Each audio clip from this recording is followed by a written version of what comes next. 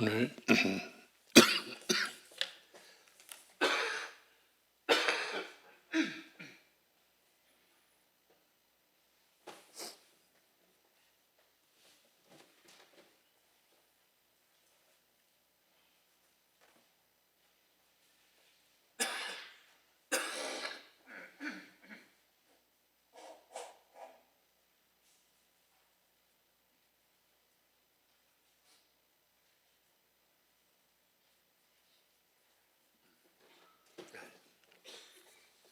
죄송합니다. 빌립보서 1장 27절.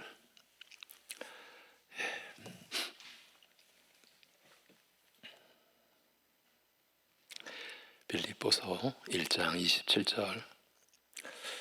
복음에 합당한 삶.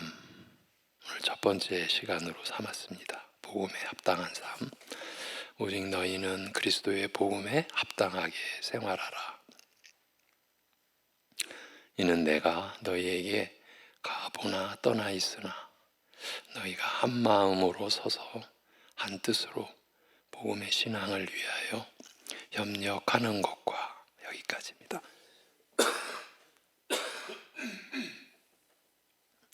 나아지고 있는데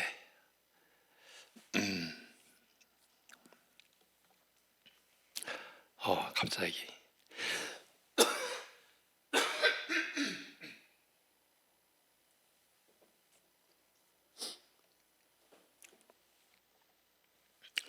여러분이 본문을 다시 한번 합독해 주시기 바랍니다. 27절 시작.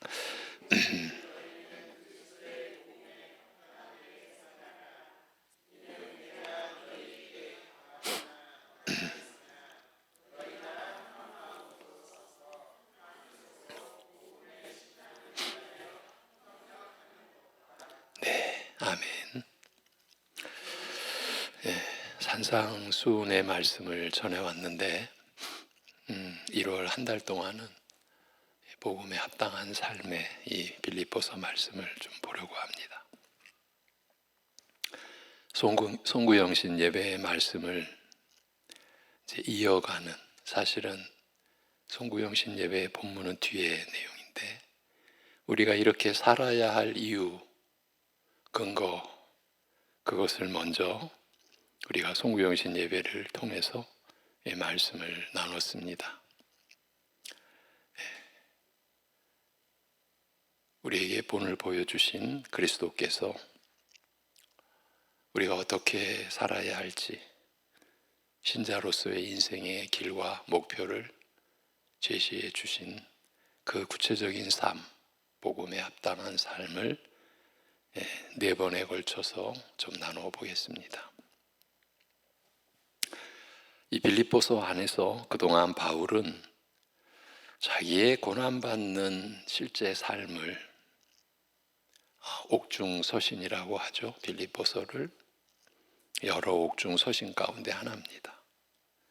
자기의 고난받는 실제 삶을 증거로 모든 그리스도인은 기쁨을 가질 수 있는 인생임을 얘기해 왔습니다. 역설이죠. 자신의 고난받는 실제 삶을 증거로 해서 모든 신자들은 기쁨을 가질 수 있는 인생임을 오히려 역설해 왔습니다. 하나님 앞에서 후회하지 않고 믿음대로 살았던 삶을 감사하고 기뻐할 수 있는 자들임을 밝힌 것이에요. 모든 신자들은 하나님 앞에서 후회하지 않고 믿음대로 살았던 삶을 감사하고 기뻐할 수 있는 자들이다. 그건 인생의 의미를 어디에 두느냐와 관련 있었고, 결국 예수님이 자기 안에서 존귀히 여김받기를 내가 원하는 것에 있었습니다. 사람이 어떻게 그런 생각을 갖고 살 수 있는지에 대해 설명하기를, 왜냐하면 내게 사는 것이 그리스도니 죽는 것도 유익하기 때문이다 고 했습니다. 그리스도인은 예수님과 하나 되는 연합을 이루어 모든 것을 함께 나누는, 예수님과 모든 것을 함께 나누는 특별한 생존 방식을, 생활 방식을 가지고 인생을 사는 자들이기 때문에 그걸 아는 자들은 살든지 죽든지 자기 몸에서 그리스도가 존귀히 되게 하려는 목적을 가지고 살 수 있는 자들이라. 이게 모든 신자에게 해당되는 말씀입니다. 그것이 나중에 결코 후회하지 않는 삶임을 밝혔습니다. 살든지 죽든지 자기 몸에서 그리스도가 존귀히 되게 하려는 그 목적을 가지고 살아갔을 때에 나중에 결코 후회하지 않는 삶이 되리라는 것이죠. 그런 다음 그와 같은 주장에 따라 생길 수 있는 불필요한 오해, 즉 생명을 경시하고 죽음을 예찬하는 그런 허무한 인생관이지 않는가 하는 오해를 불식시키고 인생에 대한 참된 이해를 돕기 위한 말씀을 전해 주었습니다. 곧 삶과 죽음의 무게중심을 어느 한편에 치우치지 아니하고 그 둘이 다, 그 삶과 죽음이 다 하나님이 주신 선물로 이해하여 그 둘을 사랑하되 예수님의 영광을 직접 뵐 수 있는 기회를 제공해 주는 것이어서 죽음 쪽에 오히려 더 무게가 실려 있으되 고난 많고 비참한 생활이 있는 생에도 복음의 진보를 위해 일할 수 있다는 점 때문에 결코 적은 의미가 아니라는 사실을 말했습니다. 오늘 본문 앞의 내용입니다. 염세주의에 빠져 사회의 찬미를 부른다거나 지상의 삶, 예찬론자 같은 극단적인 가치관을 뒤로 하고, 이건 우리 신자하고는 무관한 얘기들이죠. 뒤로 하고 모두를 다 좋게 여기되, 그러니까 하나님의 선물인 삶과 죽음을 다 좋게 여기되 죽음에 더 무게를 둘 수 있는 가치관이 바로 그리스도인들만이 가질 수 있는 생각임을 밝혀주었어요. 내가 살든지 죽든지 자기 몸에서 그리스도가 존귀되게 하려는 목적을 가지고 살아가는 것이니까요. 거기까지 얘기한 후 바울 사도는 이제 교인들이 가져야 할 실제적인 지침에 대해 이제 진술합니다. 그 교리를 가진 사람, 방금 짤막하게 요약해드린 그 교리를 가진 사람, 모든 그리스도인들이 마땅히 가져야 할 이제 신앙의 모습에 대해 말씀하려는 것입니다. 그것을 이렇게 말합니다. 오직 너희는 그리스도의 복음에 합당하게 생활하라. 이 합당하게라는 말은 의복에 대해 사용했던 이제 단어, 그 어근이 딱 맞는 옷, 어울리는 옷을 입고 이 옷을 입을 것을 두고 입은 것을 두고 예쁘다, 어울리다, 딱 맞다고 하는 것과 같습니다. 크거나 혹은 작아서 몸에 딱 끼는 옷을 입으려고 하지 않습니다. 또 나이 든 사람이 입으면 어울리지 않는 옷들도 있습니다. 사람은 저마다 체형이나 성별, 나이와 직업 또는 자리에 맞게 옷을 입기 마련입니다. 그런 조건을 갖춘 것을 합당하다고 하는 것입니다. 마찬가지로 그리스도인은 자기가 받은 복음에 합당한 삶과 행위를 가져야 마땅하다는 것입니다. 바울의 것과 같은 삶과 죽음에 대한 그런 교리를 가진 자들에게 딱 맞고 아름답게 어울리는 삶과 행위가 있다, 이 얘기를 해가는 거예요. 그걸 찾아 입으라는 말입니다. 빌립보 교인들을 비롯해 모든 그리스도인은 자기의 신분, 하나님의 자녀된 신분을 우리가 중심에 둘 수 있죠. 자기의 신분, 또 자기가 믿는 교리와 어울리며 딱 맞는 삶과 행위를 가져야 한다는 것입니다. 그리스도인은 자기가 갖고 있는 교리에 따라 살게 되어 있습니다. 삶으로, 행동으로 증거하게 되어 있다는 것입니다. 저희 이 교회 한 가정은 부부 중에 한쪽에 이제 탈선이죠. 신학적 탈선, 신앙적 탈선. 부부 중에 한 분이 이단에 속해 있습니다.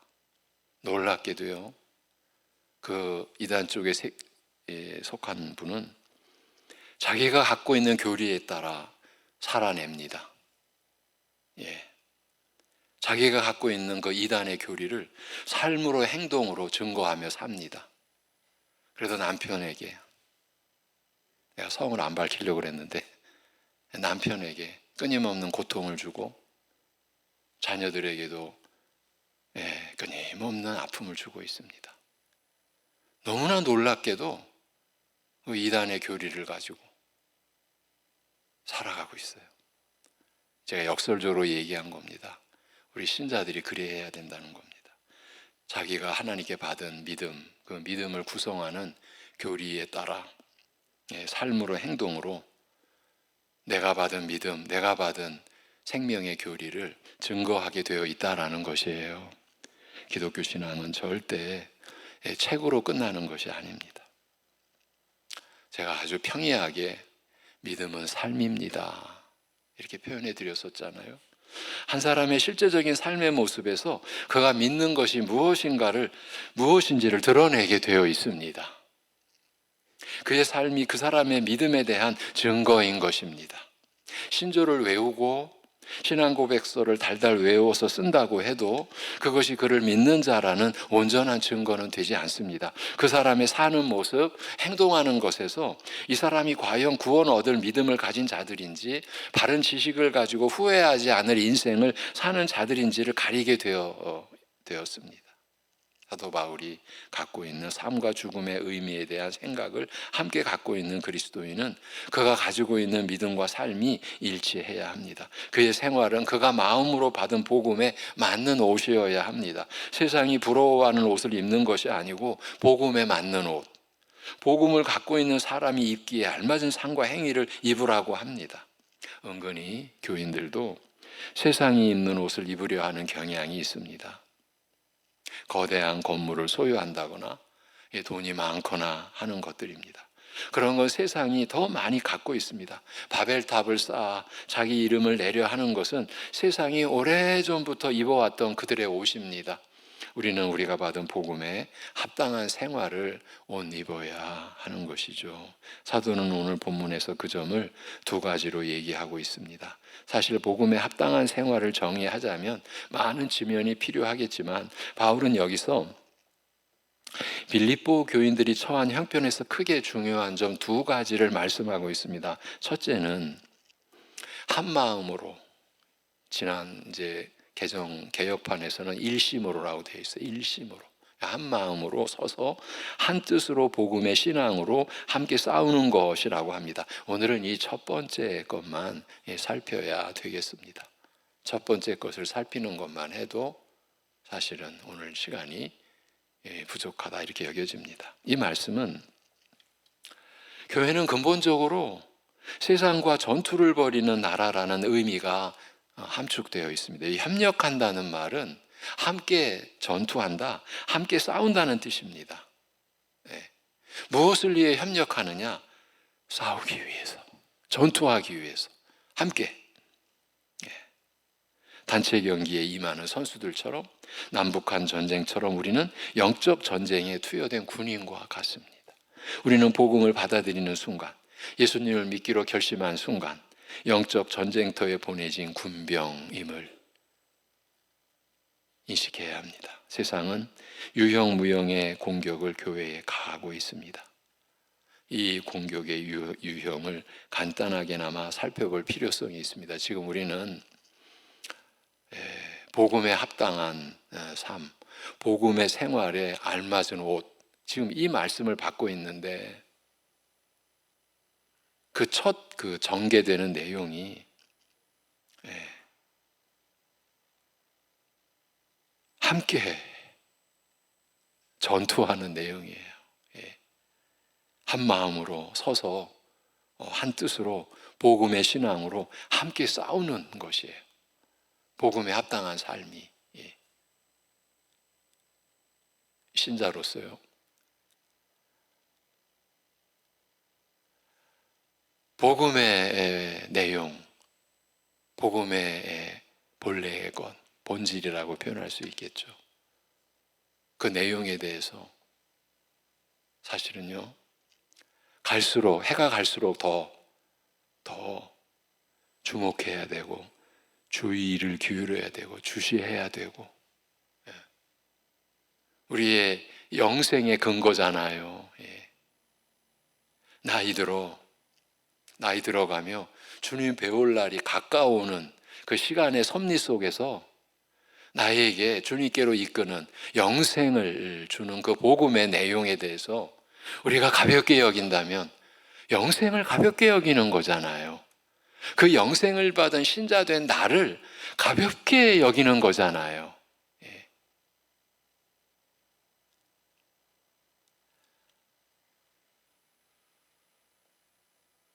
함께 싸워야 하기 때문에 세상은 유형무형의 공격을 교회에 가하고 있고, 그래서 이 공격의 유형을 먼저 간단하게나마 살펴보고자 하는 거예요. 우선 복음을 비판하고 성경의 권위를 침해하는 공격이 있어요.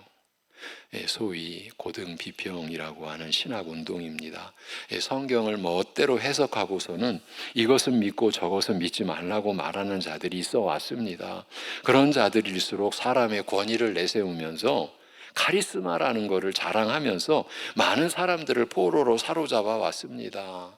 교회 역사 속에서 성경을 가지고 장난치는 그런 자들 때문에 교회의 진영이 많이 무너졌습니다. 예. 지금도 그런 세력이 그냥 죽어가는 게 아니라 득세랍니다. 예. 예배가 신앙의 본질이 아니다. 이런 말을 함부로 막 하고요. 예.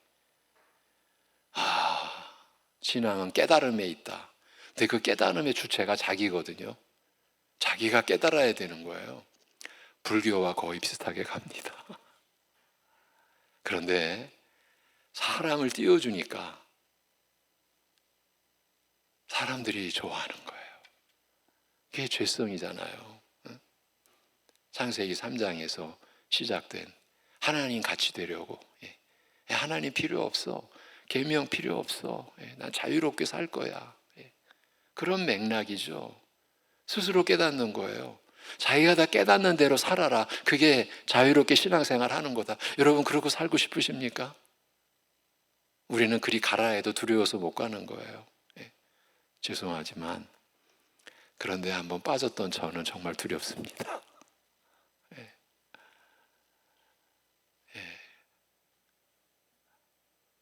정말 두렵습니다.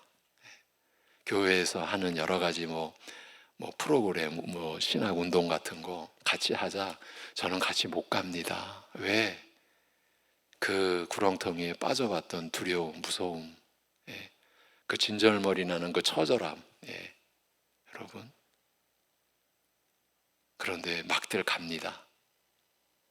막들 들어가요. 자, 또 과학적인 공격도 있습니다.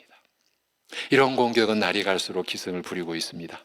진화론이 공공연하게 회자되고 좀 실력 있다 인정받는 과학자들은 다 창조론을 근거 없는 것이고 오직 진화론만이 과학적 근거가 있는 이론이라고들 하는 것들이 그것입니다. 공영방송에서도 보면 진화론을 당연한 진리인 것처럼 얘기합니다. 사실 그들의 주장도 자세히 따지고 보면 과학적 증거를 제시할 수 없음에도 불구하고 숱한 가설과 상상으로 과학적인 것처럼 꾸며 주장하고 있습니다. 어떤 창조 과학자는 그걸 이렇게 말했습니다. 진화론을 받아들이기 위해서는 창조론을 받아들일 때보다 더 큰 믿음이 필요하다.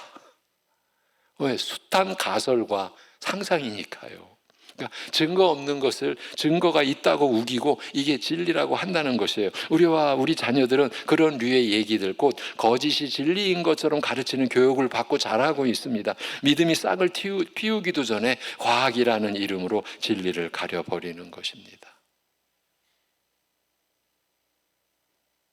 실제로 제 월요 모임 함께했던 목사님 교회에서는 유초동부 학부형들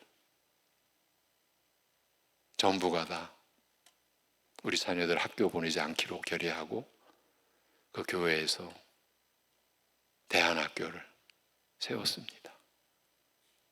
그리고 초등학교 1학년서부터 학교에 안 보내고 그 교회 학교에서 매일 교육받으며 검정고시를 통해서 대학에 들어가는 준비를 하며 자라가고 있어요. 여러분, 그런 교회도 있습니다. 또 다양한 형태의 핍박도 교회를 무너뜨리려는 공격의 한 형태입니다. 이 핍박은 여러 가지 형태로 나타납니다. 크게는 초대교회 때의 박해나 우리나라에서 일제 강점기나 공산당에 의한 기독교 핍박 같은 것이 있습니다. 목숨을 담보로 믿음을 빼앗으려는 시도입니다. 예수님을 믿기 위해서는 목숨을 잃을 것을 각오해야 하는 시절이 있었습니다. 지금도 그런 지역이 있습니다. 피를 흘리게 하여 교회를 와해시키려는 대적의 수작입니다. 그러나 핍박은 꼭 피 흘리는 그런 모습으로만 오지 않습니다. 교양 있는 채 하며 공격하는 모습도 있습니다. 그들은 회심한 사람들을 조롱하고 비웃고 어떤 집단에서 배척하는 것으로 믿음을 공격합니다.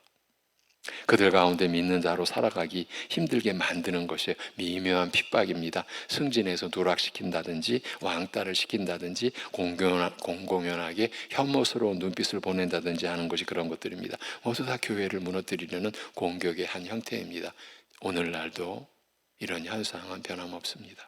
또 세속적인 관점으로부터 오는 공격도 있습니다. 그건 인간의 삶에 대한 이야기입니다. 육신의 정욕과 안목의 정욕과 이생의 자랑, 이것들을 어떻게 생각하느냐에 대한 관점입니다. 세상은 이런 것을 부추깁니다. 이런 것이 있어야, 이런 것을 사랑하고 독차지해야 바람직한 삶이라고 꼬드깁니다.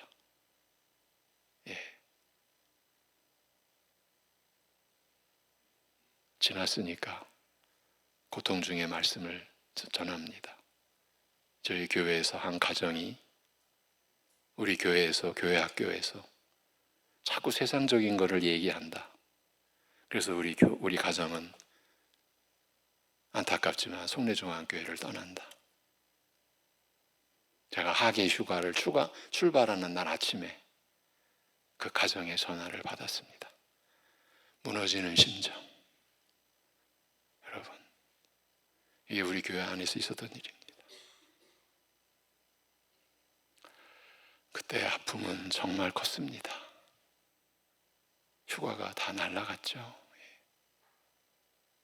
우리 교회에서 일어나고 있는 일인 거예요. 교회 안에서, 교회 학교 안에서 세상적인 것 가지고 한 가족이 가족 회의를 했다는 거예요. 그래서 너무 자기들도 안타깝지만 송내중앙교회를 떠나기로 했습니다. 제가 수년 전 겪었던 아픔이에요. 세상이 이런 걸 부추기는 거예요. 이런 것이 있어야, 이런 것을 사랑하고 독차지해야 바람직한 삶이라고 꼬드깁니다. 물론 하나님은 그런 세상을 사랑하지 말라고 요한 1서에서 말씀하셨습니다. 그러나 세상은 더 화려하고 더 규모가 크고 더 놀랄 만한 것을 갖는 것이 사는 것답게 사람이 사는 것이라고 가르치고 있습니다. 그게 잘 사는 것이라고 꼬드기는 것입니다. 그런 유혹으로 교인들을 공격하고 있습니다. 성도들이 그런 공격에 넋놓고 무방비 상태로 있다가 무너진 사례들이 얼마나 많은지 모릅니다. 아마 현재의 한국교회는 대다수 이런 공격에 파괴되고 있는 것이 아닌가 생각됩니다. 교회도 화려해야 하고 교인들도 잘 살아야 되고 눈에 보기에 좋은 것, 육신의 삶을 편안하게 해주는 것을 복이라고 생각하고 그걸 얻기 위해 애쓰느라 정작 복음의 진리는 뒷전으로 제쳐둔 상태가 오늘날의 상태가 아닌가 합니다. 교회가 그런 공격을 받을 수 있습니다. 이런 공격이 교회 내부에서 성도들을 향해 날아오게 되어 있습니다. 그런 현실을 직시하고 믿음으로 함께 싸우는 것이 복음에 합당한 생활이라는 말입니다. 어떻게 싸우는가? 그걸 몇 가지로 구분할 수 있습니다. 첫째, 내가 너희에게 가보나 떠나 있으나 싸워야 한다라고 말합니다. 능력이 있고 복음을 처음 전해준 사도 바울이 있든 없든, 영향력 있는 사람이 있든 없든, 사람이 보든 안 보든 상관하지 않고 자기 싸움을 싸우는 것입니다. 누가 있으면 하고 누가 없으면 안 하는 것이 아닙니다.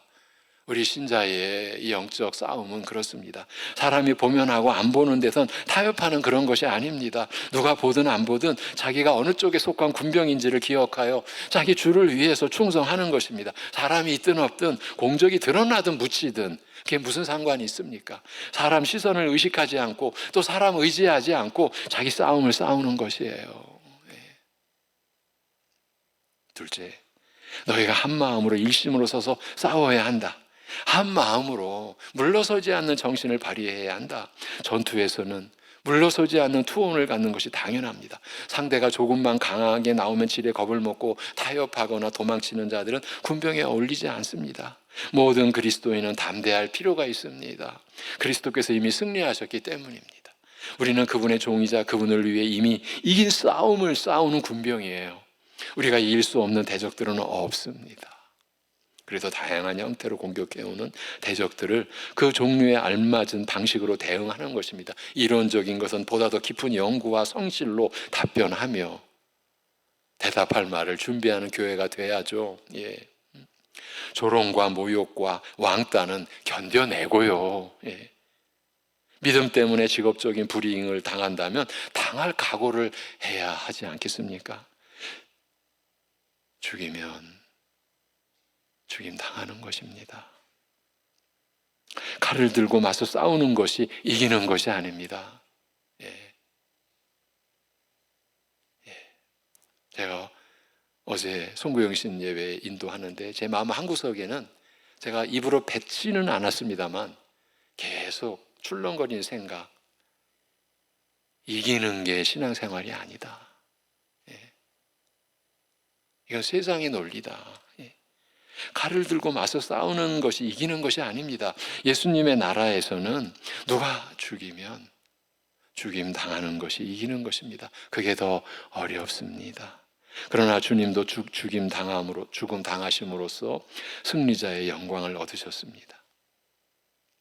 내일 새벽 예배 때 송구영신 예배와 연결해서 그 고난 뒤에 받으신 영광의 그 말씀을 내일 새벽에 좀 나눌 텐데, 죽음 당하심으로써 승리자의 영광을 얻으셨습니다. 그걸 본받아 초대교회 교인들이나 청교도 시절에 박해받았던 자들은 죽임을 당할지언정 믿음을 포기하지 않았습니다. 우리가 교회사의 실제를 다 모르잖아요.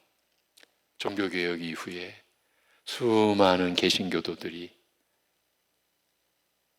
우리가 상상할 수 없는 규모로 핍박 속에 죽임을 당해야만 했습니다.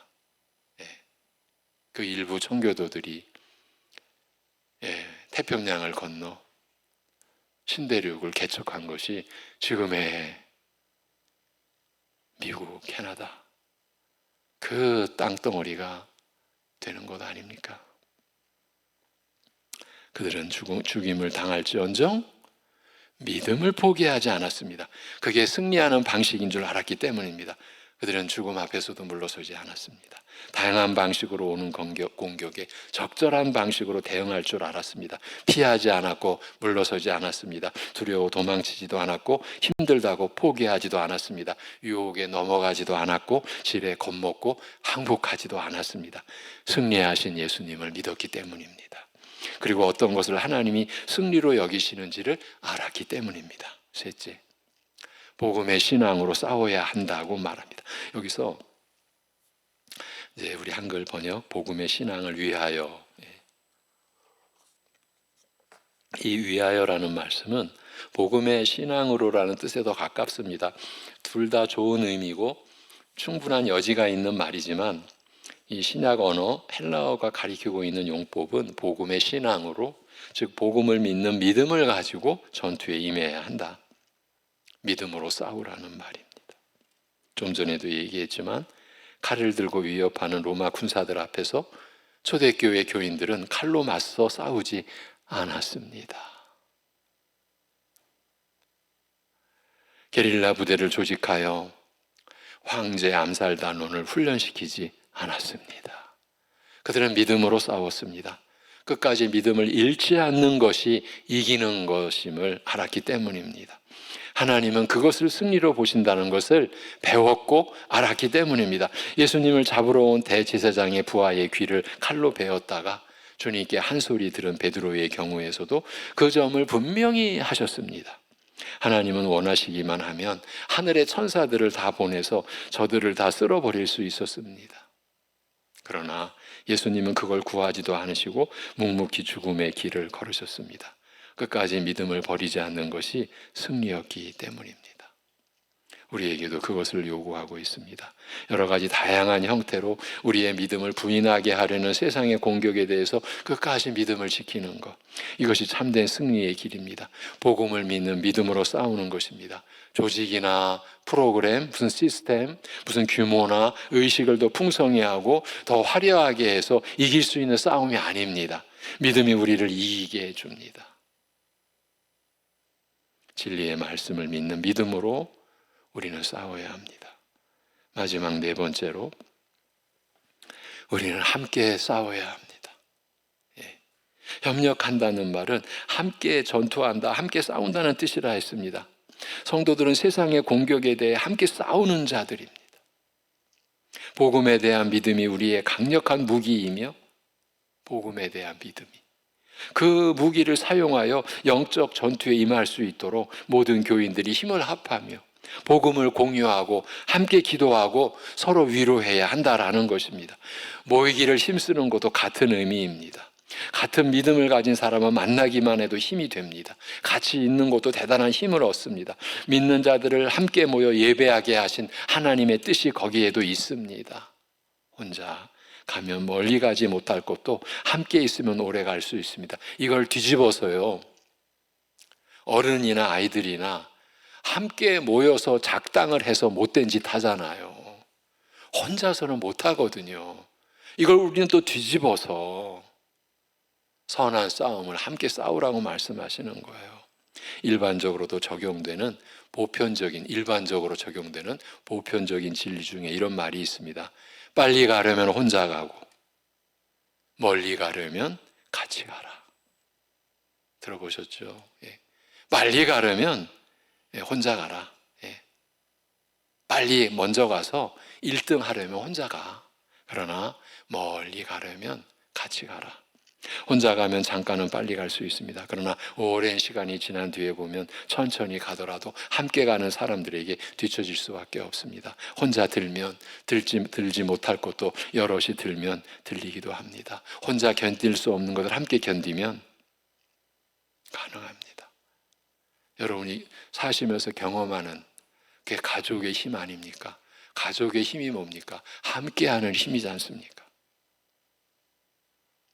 서로가 있어서 힘이 되고 의지가 되고 기쁨이 되고 용기가 되어 혼자 하면 넘을 수 없는 산을 넘게 되는 것입니다. 영적 싸움에서도 함께하는 것은 그만큼 중요합니다.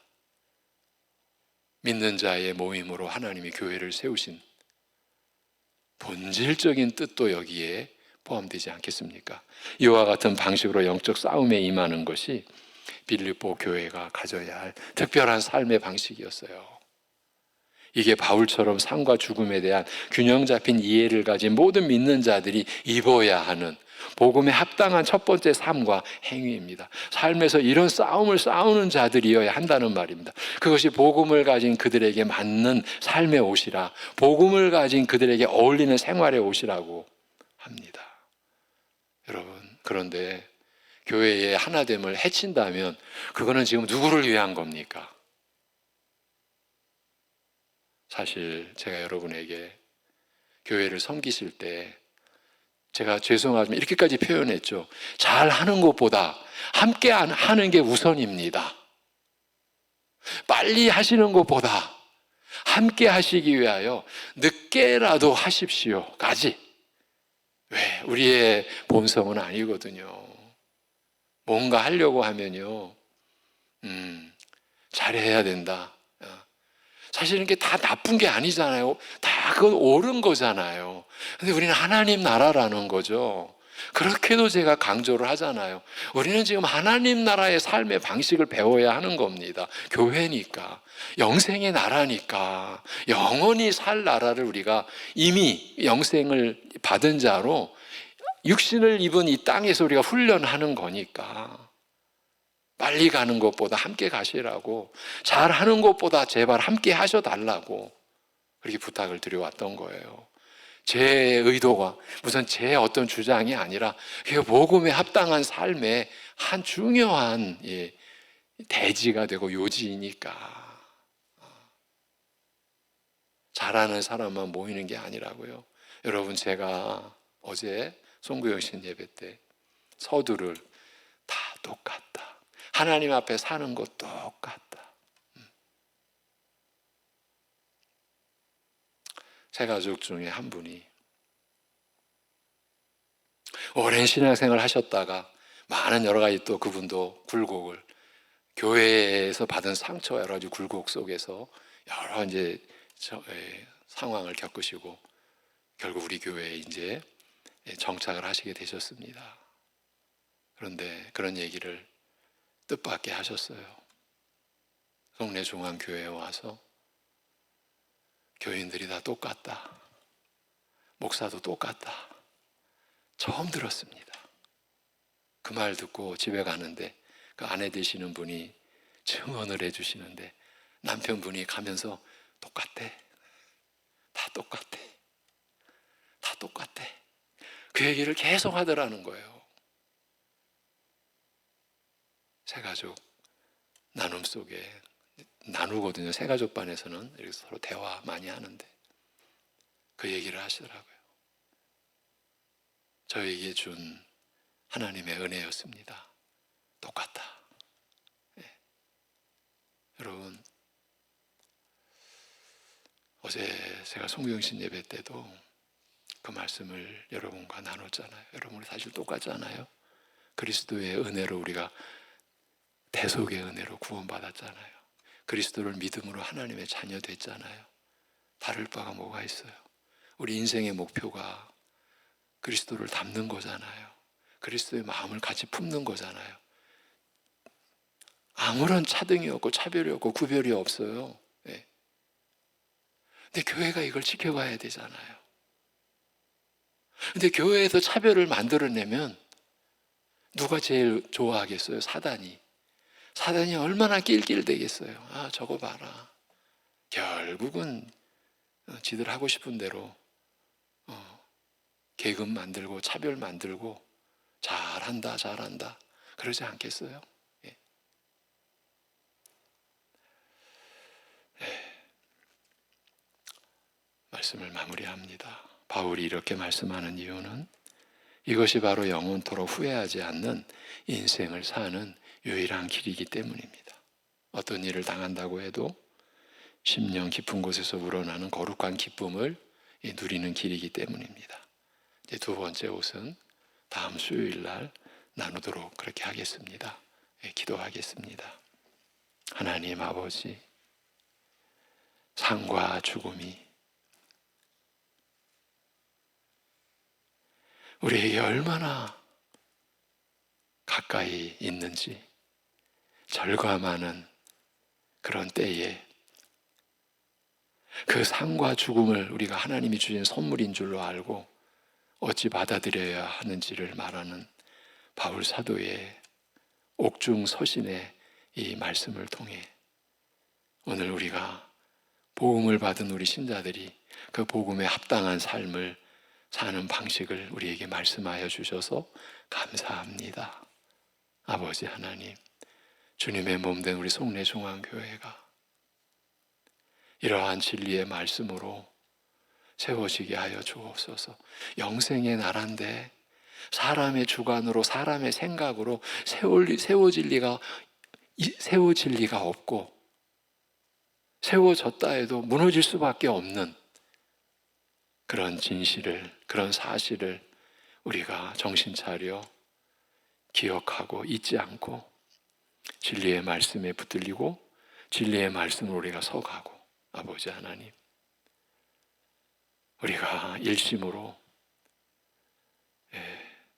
복음으로 힘써 싸우는 여기서부터 복음에 합당한 삶이 시작되는 이 말씀, 올해 우리 송내중앙교회가 붙들고 가는 말씀 되게 하여 주시옵소서. 그래서 함께 싸우는 것을 해치는 자리에는 결단코 우리가 들어가지 않게, 그런 일은 있을 수 없다라고 하는 그러한 다짐을 가지고 우리가 성령의 하나 되게 하신 것을 결코 해치지 않는, 힘써 지켜가는 교회, 아버지 하나님. 그래서 주님께 기쁨과 영광이 되고 우리에게 그 주님의 기쁨이 우리에게도 충만한 기쁨이 되어 후회하지 않는 한 해를 우리가 살아갈 수 있는 은혜 허락하여 주시옵소서. 아버지 하나님,